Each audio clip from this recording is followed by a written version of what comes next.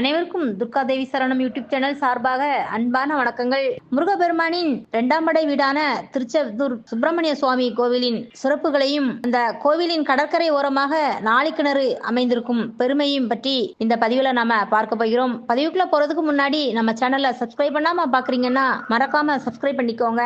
வாங்க பதிவுக்குள்ள போகலாம். திருச்செந்தூர் செந்தில் வேலவன் தனது வேல் கொண்டு பூமியிலே குத்தி அந்த கிணறு ஒன்றை உருவாக்கினார் என்பது வரலாற்றில் காணாத ஒரு புதிய அம்சமாகும். அந்த கிணறு நாளிக்கிணறு என்று சொல்லப்படுதுங்க. இந்த தீர்த்தத்துல நீராடுவதால சகல நன்மைகளும் கிடைக்கும் என்பது நம்பிக்கைங்க. திருச்செந்தூர் என்றாலே அங்கு அமைந்திருக்கின்ற கடற்கரை ஓரமாக வீட்டிற்கும் முருகபெருமானின் நினைவுதாங்க வரும். அந்த அளவுக்கு பிரசித்தி பெற்ற திருக்கோயில் என்று சொன்னால் திருச்செந்தூர் முருகபெருமானின் அறுபடை வீடுகளில் இரண்டாம் படை வீடாக திகழ்கிறதுங்க. முருகப்பெருமானின் வாழ்வில் முக்கியமான நிகழ்வு நடைபெற்ற இடம் என்று சொன்னால் அது திருச்செந்தூர் சுப்பிரமணிய சுவாமி கோவில் என்று பார்க்கப்படுகிறதுங்க. அவர் சூரபத்மனையும் அவரது சகோதரர்களையுமே வதம் செய்து ஆட்கொண்ட இடமாக திருச்செந்தூர் தலம் உள்ளது. கடற்கரையில அமர்ந்திருந்த சில தீர்த்த கிணறுகள் எல்லாம் மணல் மூடி தூர்ந்து விட்டன.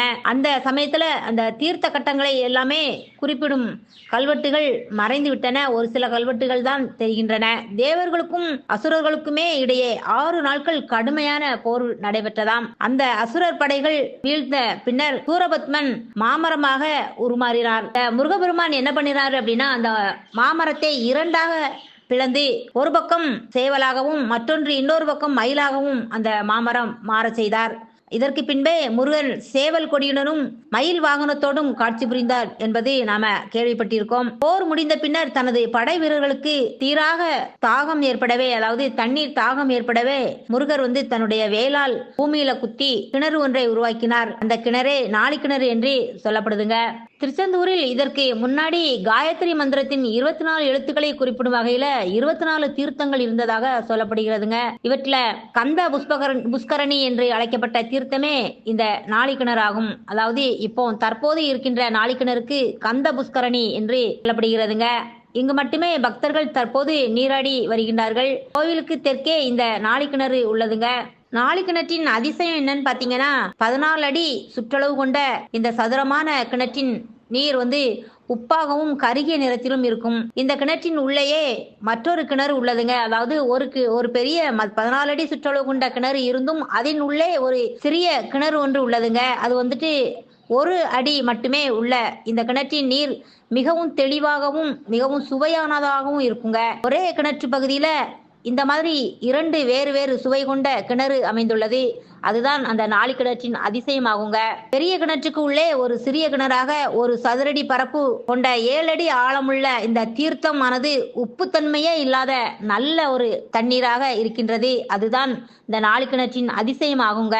இந்த தீர்த்தத்துல நீராடுபவர்கள் சகல நன்மைகளும் அடைவாங்க என்பது ஒரு பெரிய முழு மனதிலாளவுள்ள நம்பிக்கைங்க. நீங்க எத்தனை பேர் திருச்செந்தூர் கோவிலுக்கு சென்று இந்த நாளிக்கிணத்தில் குளிச்சிருக்கீங்க அப்படிங்கறதை கீழே இருக்கும் கமெண்ட் பாக்ஸில் நீங்க பதிவிடுங்க. திருச்செந்தூர் சுப்பிரமணிய சுவாமி கோவிலை சுற்றி அமைந்துள்ள 24 தீர்த்தங்கள் உள்ளனங்க. இந்த 24 தீர்த்தத்தில் கந்த புஷ்கரணி என்ற நாளிக்கிணறு என்ற தீர்த்தம் தான் மிகவும் சிறப்பு வாய்ந்ததும் அதிசயம் வாய்ந்த நாளிக்கிணறாக சொல்லப்படுதுங்க. இந்த ஆலயத்தை சுற்றி 24 தீர்த்தங்கள்ல முகாரம்ப தீர்த்தம், தெய்வானை தீர்த்தம், வள்ளி தீர்த்தம், லட்சுமி தீர்த்தம், சித்தர் தீர்த்தம், திக்குபாலகர் தீர்த்தம், காயத்ரி தீர்த்தம், சாவித்திரி தீர்த்தம், சரஸ்வதி தீர்த்தம், ஐராவத தீர்த்தம், பைரவ தீர்த்தம், துர்க்கை தீர்த்தம், ஞான தீர்த்தம் இந்த மாதிரியான 24 தீர்த்தங்கள் அமைந்துள்ளன. ஆனாலும் இந்த நாளிக்கிணறு கந்த புஷ்பகரணி என்ற தீர்த்தம் தான் மிகவும் சிறப்பு வாய்ந்ததாகவும் பெருமை மிக்கதாகவும் இருக்கின்றதுங்க.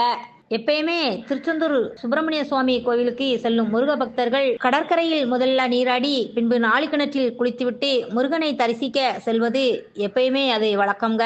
இன்னும் சிலர் கடற்கரையில் இரவு தங்கியிருந்து கூட அதிகாலையில் சூரிய உதயத்திற்கு முன்னாடி குளித்துவிட்டு பிறகு சுவாமி தரிசனம் செய்வாங்க.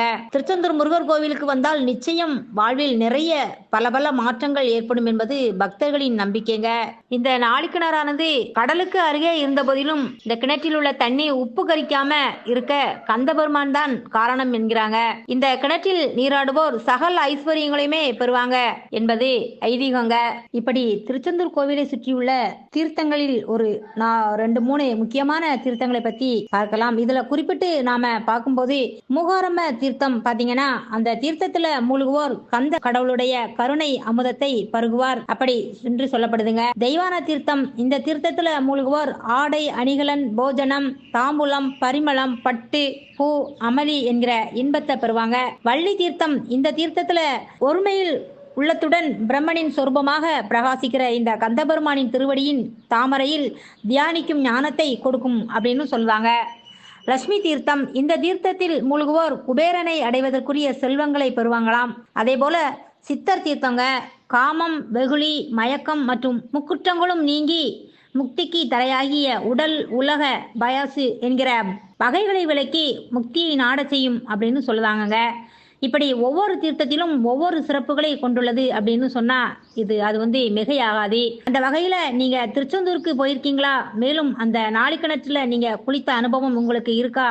இது மட்டுமல்லாமல் திருச்செந்தூர் முருகப்பெருமான் கோவில்ல போயிட்டு வந்ததுக்கு அப்புறமா நம்மளுடைய வாழ்க்கையில நிறைய மாற்றங்கள் இருக்கும் அப்படின்னு சொல்லுவாங்கங்க.